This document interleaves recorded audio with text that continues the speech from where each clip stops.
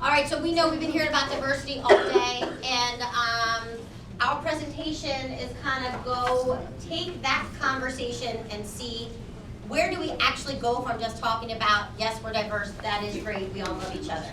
So I want to give a little bit of context of why we came to this concept of what silos are in the diversity conversation and why they're important at this point in our specific high school.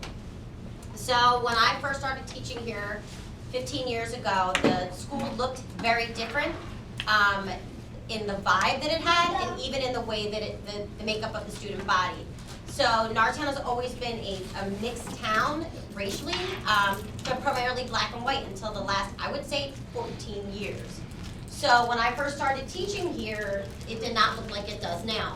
And as I remained here and people from town know, Latino community became very big in Norristown, and African American community stayed, a lot of white families left, and our school, changed.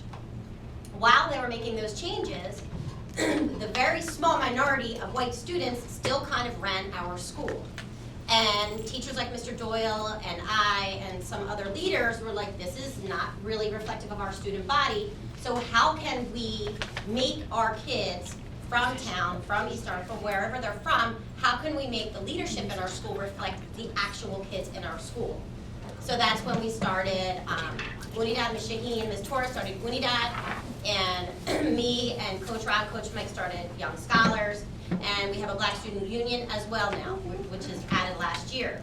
So that group of students now truly represents our school, and our new leadership, Mr. Roth, actually pulls on those kids, and that's our new student council, as opposed to people just getting elected as like some type of popularity contest. So when you see our building now, we truly are diverse. One of the girls from Kennett actually shared out that in the previous session that I was with her, and said that she decided to take a lot of honors classes this year. And Kennett's kind of made a lot like ours, I think, bigger Latino community, less African American community. Is that Kennett girls? Yes. And larger white community, so is it Latino and white in Kennett, okay. And they, Mr. Ray Hernandez, who started Diversity Day and inspired Ms. Shaheen and Ms. Torres to kind of create these type of programs, he's been fostering that in his community for many years. So the young lady who shared out said, I've been taking honors classes this year, and I noticed that for the first time, I'm noticing that I feel different because I'm taking these high achieving classes, and I'm with a lot of kids who don't look like me. And it's because she's making a choice to try to improve herself and improve her education. So our school, I do think, has a little bit better of a mix because we are a little more diverse, not just kind of 50 and 50. So what we're talking about in our conversation today is, yes, I'm different because I'm Latino, I'm different because I'm Italian American, I'm different because I identify with a certain sexuality, but how now, what do I do now about it? Because when we come to Diversity Day, it's always the same people talking about we love diversity, but that's not going to be the case because people are going to disagree with us. And the more that you guys achieve, you're going to see that there's going to be less diversity in that room the higher that you get, because minority cultures have been truly marginalized in our country and not given the same opportunities. So when you guys all succeed and you're on those campuses and you're on a board, you're the only person of color on that director in the boardroom, how are you going to navigate when someone does not agree with you because they did not grow up in the same neighborhood as you? Okay, so that's what our whole presentation's about. It's about what silos are, and Brianna's going to kind of explain to those, and what we do when people don't agree with us, and not just, get Norristown on them, which we're really good at doing, which I'm very good at doing. So this is something that I need to learn because I'm very passionate about sticking up for my students. And when I go out and I'm among other white people and they're ignorant because they are not lucky enough to work where I work, I am learning to develop my cultural diplomacy. So I think that that's something that we can all do because no one is really going to listen to us if we're not getting on their level. So that's what this whole presentation's about. And this is a kind of a hard concept, and these kids were amazing, and we worked through it together. So I'm gonna let them take over now, and Brianna, and the reason why we're paying her so many compliments, because she's a brand new freshman. She's only been up here for 2 months, and we're really, really happy to have her in the Young Scholars. So let's have Bri kind of show us.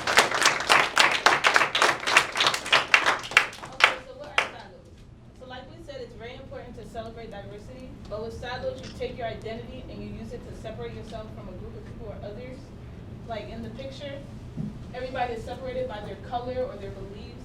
But with diversity, we don't care about what you believe in, what your color is, how you look. We just care about like your opinion, and your opinion might be different from ours, but your opinion doesn't matter to us because we just respect it either way. So we're trying to remove the silos from the diversity and just let everybody be equal.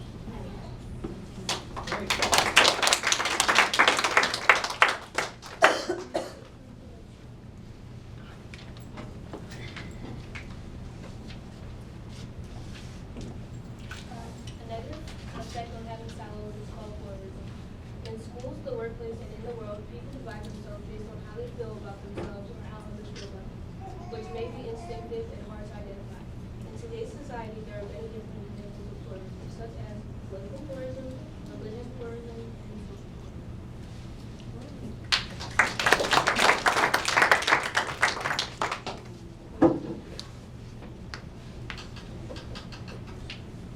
So something that is really dividing our country nowadays is identity politics.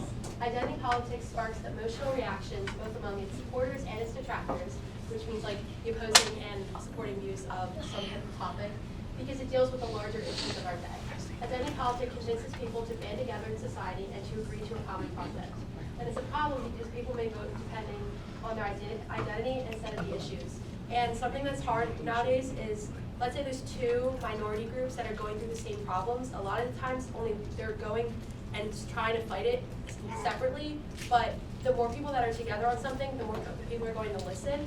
And so if you separate yourself into something based on your religion, your race, your sexuality, your gender, if other groups are going towards the same, like going through the same issues, the more people that speak out about it, the more change is going to happen and the more people are going to want to listen. But since people are separating themselves, they're not necessarily getting as much support because they aren't open to the fact that other people are going towards it.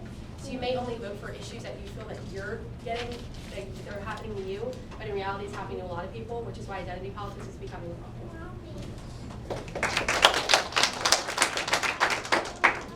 Another thing that leads on silos is cultural diplomacy. Now you may ask, what is cultural diplomacy? Cultural diplomacy is a way to communicate with each other regardless of beliefs. When discussing topics commonly regarded as controversial, communication should display itself in a way that fosters an exchange of ideas in a respectful and dignified manner.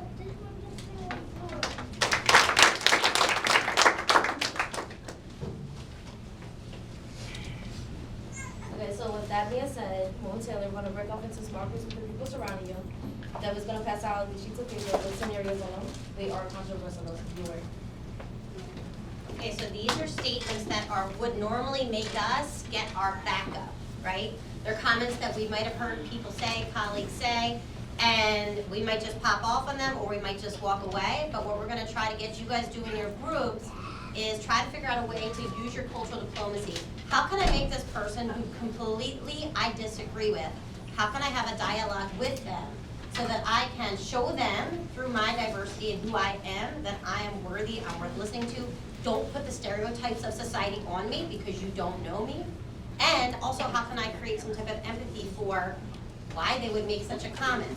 And that's really the goal in diversity awareness, is to get your knowledge and your person to rub off on somebody else so that their stereotypes would be dispelled.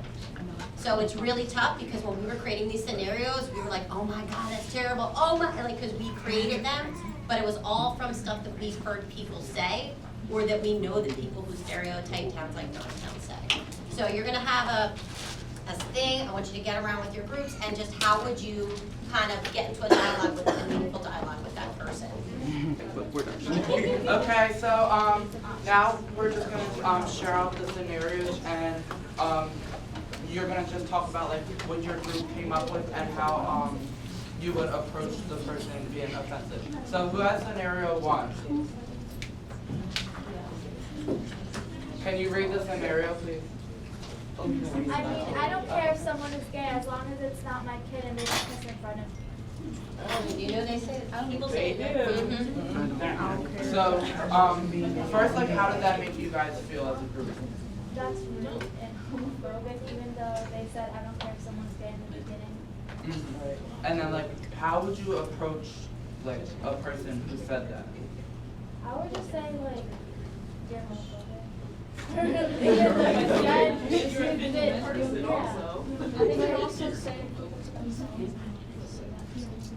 So basically, they're just like contradicting.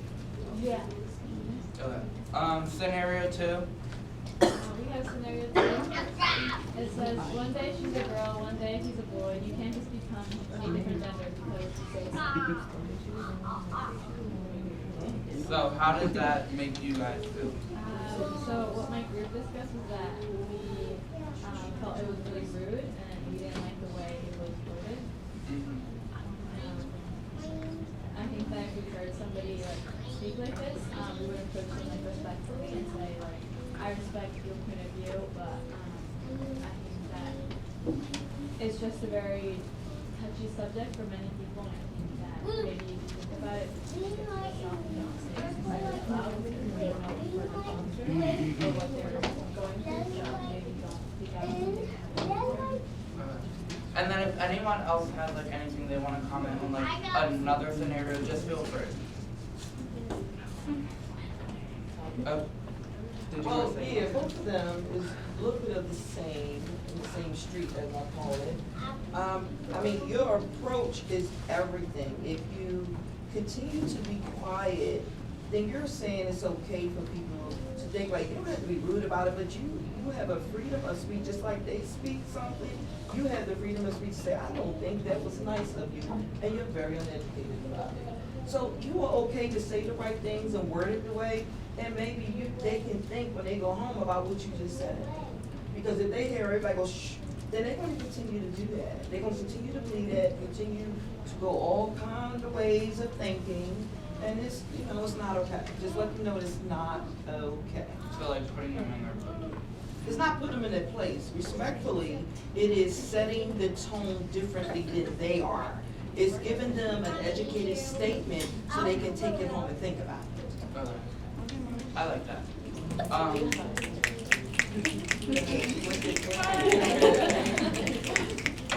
Scenario 3. Teachers attend a seminar on how to be more culturally aware of their students' needs. One teacher comments under his breath, "How is me being more aware of their culture going to make them smarter?" So what did you guys come up with as a group? Well, the first person said that they were shocked, and then I think that when I read this, if the teacher is working in a school that's understandably like diverse and culturally diverse, I don't understand why if they think that way, that they don't think that understanding the culture is important, then I don't think they should work there. Well, they probably can. Right.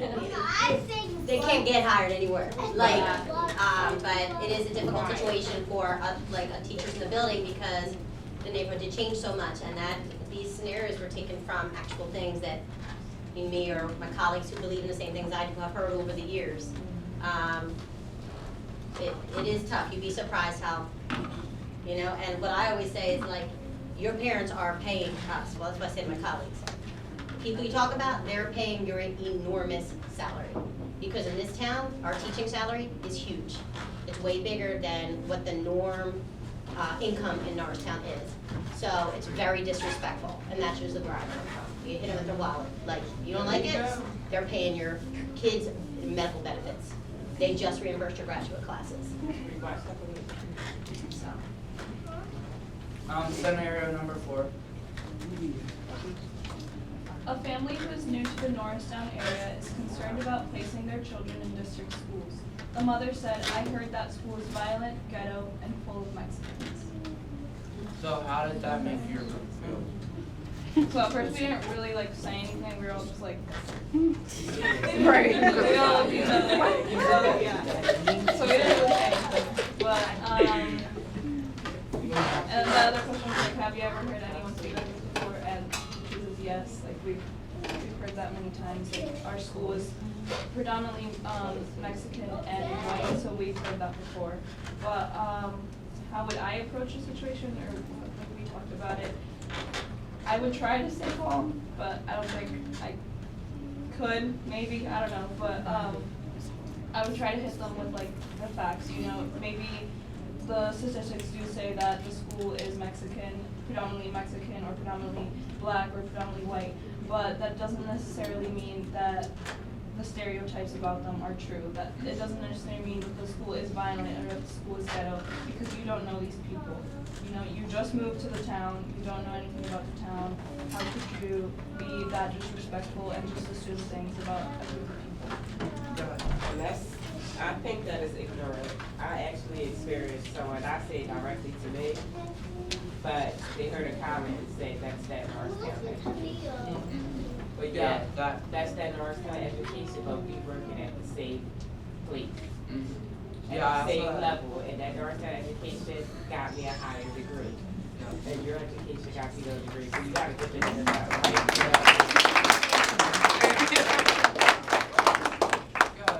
I'd also invite that person to shadow me for a day working in that school and see what the great things are that are happening with the kids. Because one article in a newspaper or something like that smashes a school's reputation. And 1 or 2 kids in that news article is not the entire population.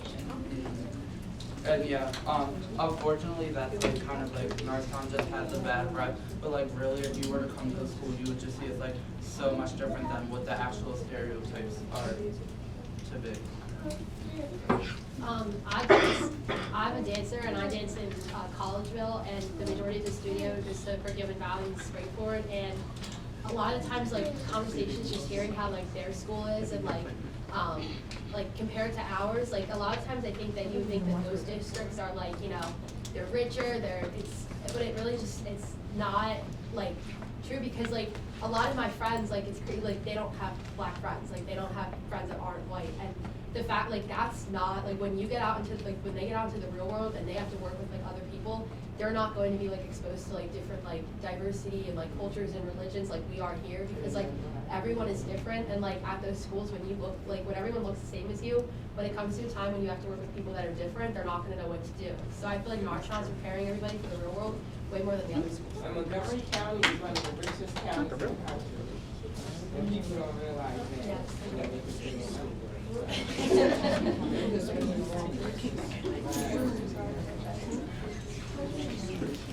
Scenario number 5. It says you recommended your friend to get a job at your company. Your boss loved her application because she was an honor student with excellent references and experience, and he hired her without interviewing her. Her first day of work, he took one look at her and said, "Do you speak English and are you legal?" Oh, are you what? Are you legal? Yeah. So that's basically the reaction we had. We're just like, that's like completely out of line for someone to say that. Like, especially to somebody's face, I was like really shocked at that. And the way we said that we would approach it is by kind of like digging deeper with that person and trying to figure out like, what's your reasoning? Like, why do you ask me that question or something like that? Like, what do you think? Just so they can like open up their minds to what they said, even if they don't realize, because some people don't even realize the things that come out of their mouth. And you can't always just come at somebody and say, well, that was rude. Like sometimes you have to like really open their eyes so they can understand what they said was wrong. And you also got to remember that most business-owned people are diverse. They are not from here most of the time. So if that person, I know people like that, comes and says that, you can say the same thing. Well, but do you speak English? Yeah. You got a couple of them syllables wrong, you know. But you know, we just gotta be. Sometimes we also gotta be the big person and say, you know what, this ain't the right place for me. Yeah, you gotta just know how to walk away sometimes too. Scenario number 6. All my friends are black, I'm allowed to use the N-word. No ma'am. No ma'am. No ma'am. That's just a no in the story. All my friends are black, I'm allowed to use the N-word. No. Oh, you guys don't know that's a thing? You didn't know that's a thing? Oh, yeah. Charlie, is that a thing? No ma'am. Okay. You must not use it around. Okay. That's the end of that one. No ma'am. We didn't agree with that, but there's a lot of teenagers who are not black, Because and I'll be like, they what did you don't just know say? what it mean? They don't know the history If you of the ask word. anybody to say that word, please test them. Say, what does it mean? But can I throw this out too? If you are black, are you allowed to use it? Cupcake? No. Charlie? Like, Are you allowed to use that? Huh? You allowed to use You that allowed to use the word? word? No. No, Okay, ma'am. but do young people of color use it every day? Yes. Matter of fact, if Yes. I hear a group of kids talking and they're talking about a boy, Yes. any boy, it's they're like, yo, that. that was an N. Yeah, I understand. I'm like, what this do? That didn't look good.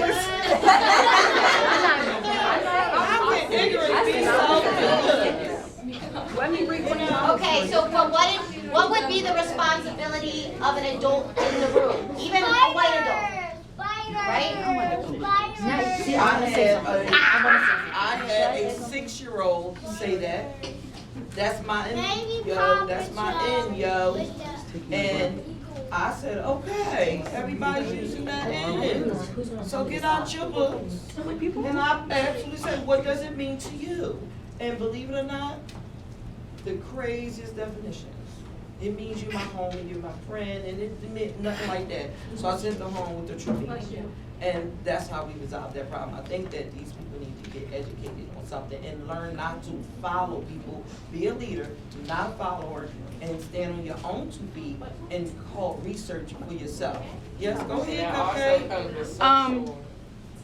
I do agree with my mom, but in a way, it's why black people say it is not just so we can say it, it's a way so we can reclaim the word that was used against us. Just like And the plus, word who's queer. gonna tell me not to say Just it? like the word queer, just like the word queer. Gay people use it to reclaim the word. Obviously, I know that. Yeah. Like, Yeah. but yeah, like I know that. But what I usually say, right, is I don't really care if you don't love literature. I'm a literature teacher. This is your skills to be hireable so that you can earn money and make choices in your life, right?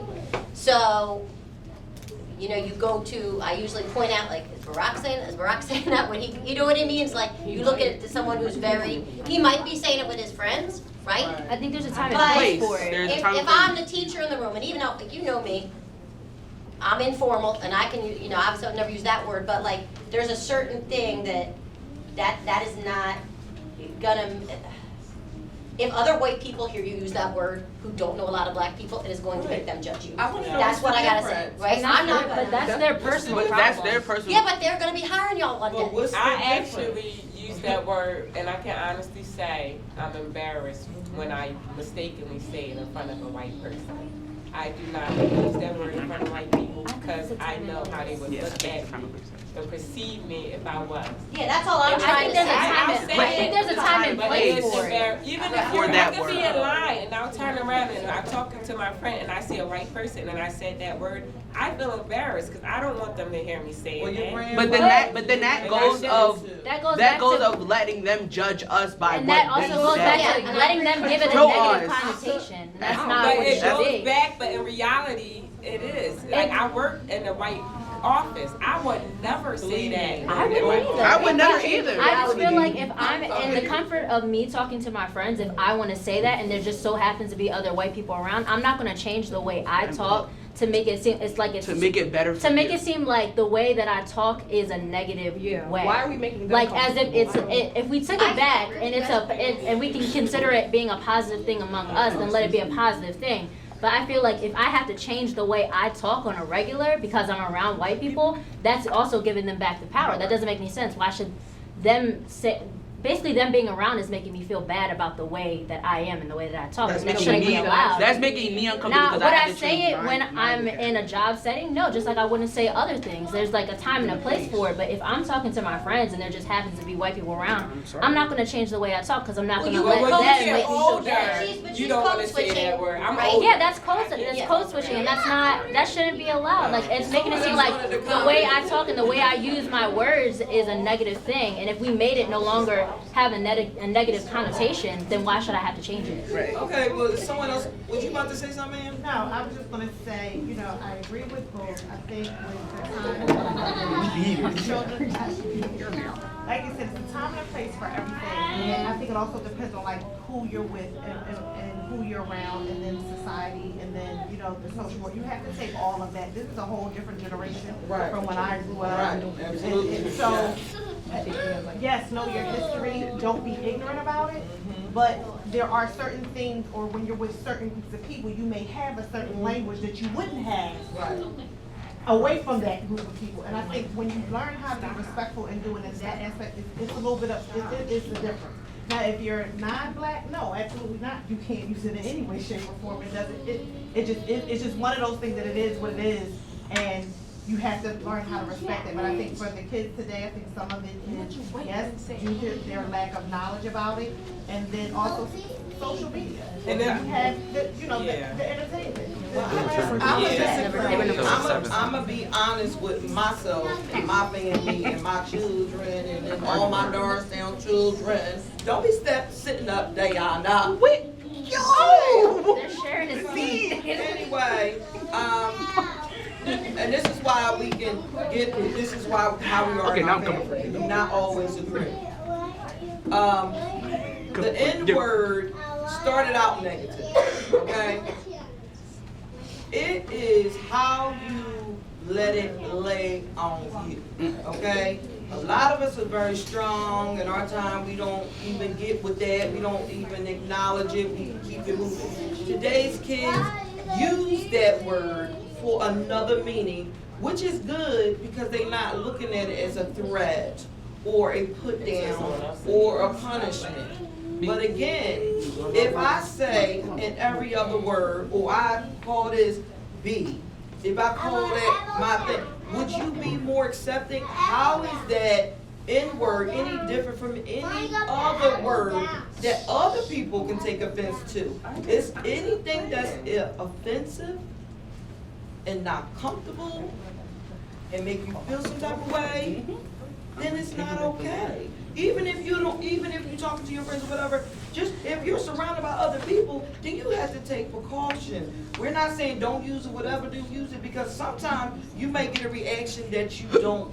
like. Like me, they say it in front of my door because it's my door. I pay taxes, I work. You won't be saying it in front of my door. I'm like, move it, excuse me, bye-bye. I don't want to hear it. I mean, I think our generation and our culture heard it enough. I don't think somebody needs to keep saying it because it wasn't okay for our ancestors. It wasn't okay. But now they making it okay. I'm not making it okay because it's not okay. It's just any other foul language to me. And that's how I take it, as a foul language.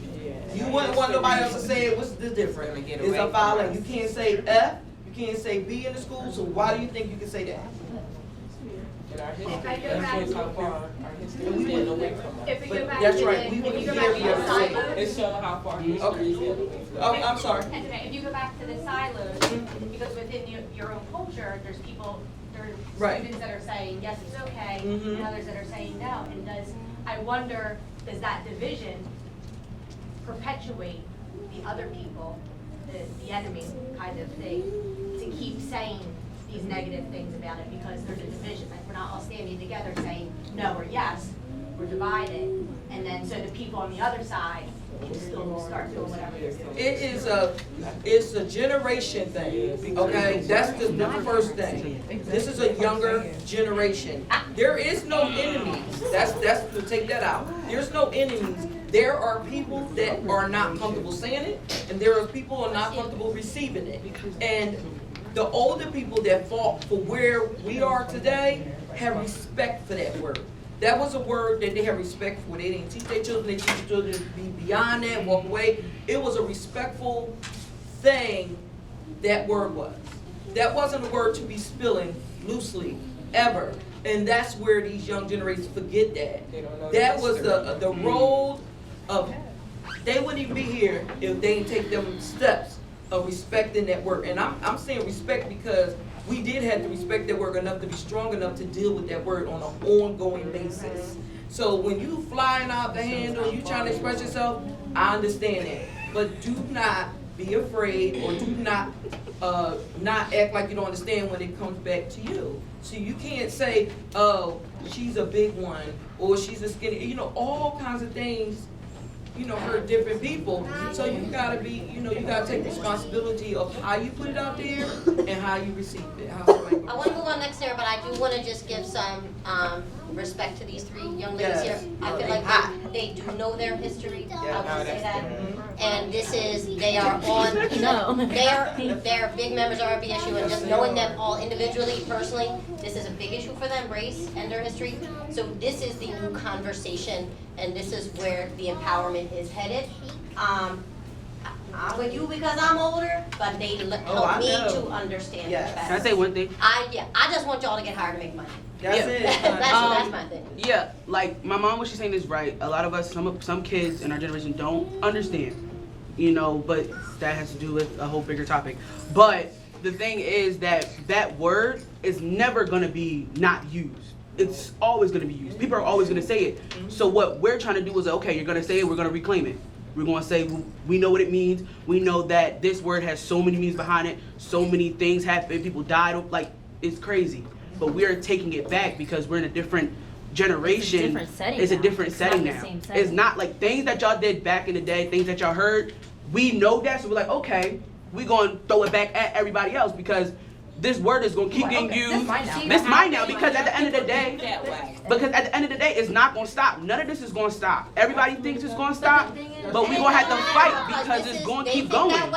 It's gonna keep going. Another thing is, It's okay. This is the future. I understand what. Can I just say one last thing? as well. So like, I know how you were saying that like for years you had to respect that word and take it as it came and things like that, but now we're in a total different setting where we don't have to take that word.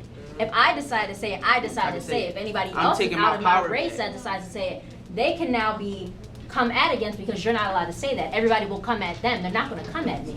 They're going to come at them for somebody else saying that. So like, you know what I mean? So like if they were to say it, yeah, like if they were to say it, they would be in the wrong. So therefore, I no longer have to accept what they say about it. It's what I have to say about it because now it's mine. We have reclaimed it. It's about reclaiming what you want. You know what I mean? What you want. It's ours now. So therefore, you're no longer allowed to say it. If you do say it, there's going to be consequences. So like it's not. I don't have to respect that form of the word. My son look like a different race, but they can be mixed, so that they want to say it too, but they don't look like you, so they're not. It doesn't pull out. It's just I just don't think I have to get. It's not the same respect. Yeah. Should we end on our two hair scenarios because they're a little less. It's equally. It's almost actually the same issue because it's cultural appropriation and it's like the Libyan dumb again. So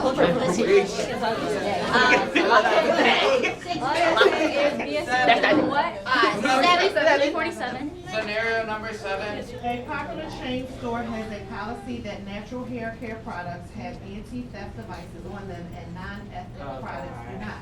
Have you ever seen this before? What are your initial reactions to this statement? Can you open up this gate, please? How would you use your cultural diplomacy to address this issue?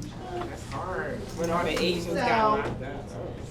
I don't think I've never really seen it because most of the places where I've shopped at, which is only one or two, I don't shop out What here. about Walmart? I do in the city. See, I don't buy. they have the kids told me that. Yeah, like I don't go to Walmart. I will actually, because I'm from Philadelphia, we just moved out to Norristown. We've been out here for about 12, 13 years.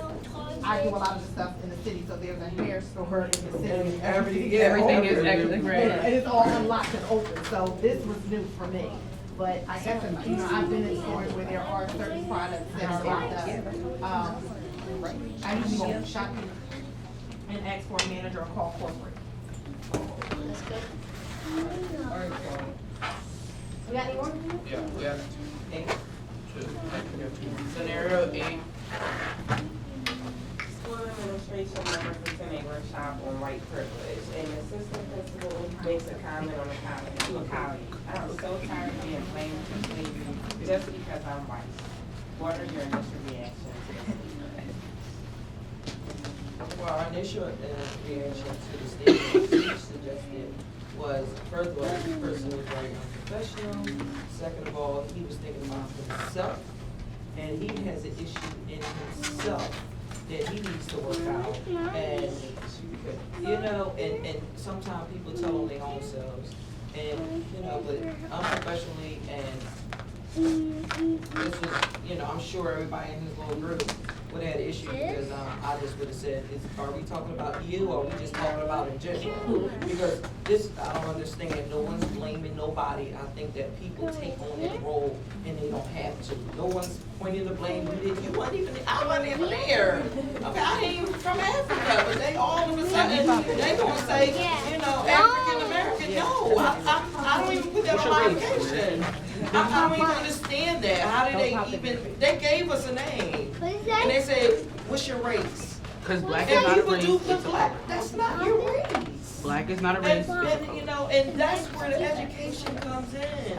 And that, you know, when we figure that out, when we get that education, then you gonna know how to fill things out correctly. And then the next person that's looking at it, they probably ain't gonna understand it. Like, you understand what you just asked? And then you gotta explain it. But no, I just think that people in professional need to think before they speak and know that they hold people that's looking up to them and they hold a seat and they, you know, it's just a bad, vicious cycle if we can just clarify that and come clean and come, you know, represent and just be honest with people and talk up. I don't think this will be so much going on because people are just so scared to say something. I just wanted to say, I feel as though white people really get away from, they get more of the part that we're trying to blame them, but they don't understand that as much as we need to understand our history, they need to understand theirs and how that trickles into today's society and how they need to come up and realize their privilege and how that brings everyone, like the minorities, down instead of thinking that we're blaming them for slavery, which we're blaming them for the stuff that's going on right now. And the continuation of that cycle. In middle school, I had a health teacher, Mr. Suda, and She said, he was like, we were talking about white privilege. He was like, "There's no such thing." Everyone like kind of looked at him weird, like, what? And he was like, he doesn't believe in white privilege, and I was like, okay. Okay. At least you had the privilege of knowing he thought that, because I will tell you right now, most of the people who think those things are not going to tell you.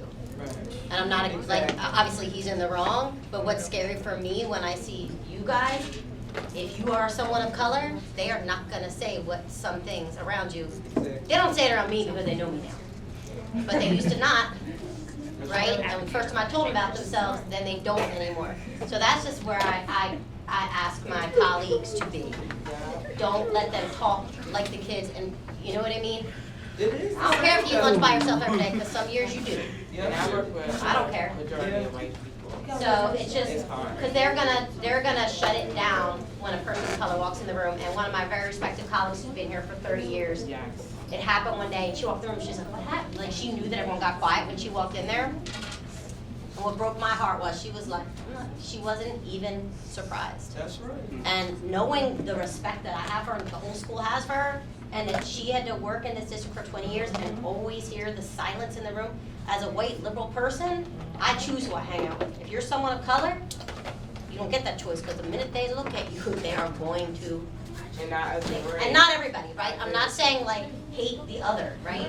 But like, you guys just have to be careful and be aware, because as much as you feel marginalized now, they're not saying a lot of stuff. And where I work at, they see gonna be at one point in time, a white man didn't hire, they hired me.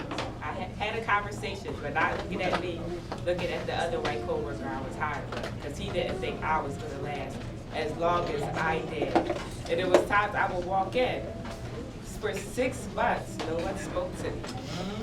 I would walk in, they would get quiet, but yeah, I was the problem. But I would say hi, but no one would speak. And this is, I worked with a whole group of white people. Now the ICE is starting to people were fired, resigned, because they couldn't take the type of environment. Right. But I stayed. It's called a push-out. And they would target you. They target you. They put this other black girl in a different room for 30 days. And she ended up resigning. Just please listen to the advice, young people, because it's hard. you're going to be successful. These are some things you have to navigate. Can Layla, and then we'll just finish up with the 4 kind of tips. Well, relating back to the scenario, I think that if a white person is offended by talking about times of slavery, that shows white privilege to like the max, because like if you're not able to like like, if you're not able to take that history, it depends on how you think now. Like, white people back then were so, I can't even understand why they would think the way they really thought, but if someone who wasn't put through, like, the things, like, if they were the perpetrators and they can't talk about that and understand that there were white people back then that do that, and then the white people now, like, they have to change that. They can't, like, say, oh, I don't want to talk about it, oh, that wasn't me. If you think that, if they, like, say that, that's showing white privilege because, like, they weren't the ones that were being forced to do stuff, being called the names like that, and, like, if you can't acknowledge that that happened, that's just showing, oh, I'm better than that now, but you're not, it happened. You know, you have to kind of take it and understand what to do with it next. You can't just try to not talk about it because it's